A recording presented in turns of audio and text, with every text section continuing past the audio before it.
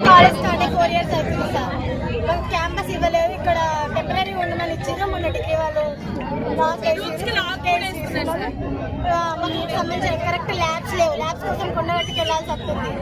Labs లేవు, faculty సరిగ్గా లేదు, క్లాసెస్. మీరు ధర్నా ఎందుకు చేస్తారు? మీరు ధర్నా ఎందుకు క్యాంపస్ కావాలి, రిలీజ్ కావాలి. క్యాంపస్ రూమ్స్ లేవు కరెక్ట్ గా. ఒక క్లాస్ కంటే ఒక రూమ్ అంటూ ఏది లేదు సార్. ల్యాబ్స్ కూడా లేవు. మాకు ల్యాబ్స్ ఇంకా జరగట్లేదు, ఫీల్డ్కి వెళ్ళలేదు. ఇప్పుడు క్లాస్ చేసుకోవాలంటే మేము వచ్చిన నుంచి బీటెక్ అనేది మాకు నెక్స్ట్ స్టెప్ చదువుకోవడానికి అసలు ఏం బేసిక్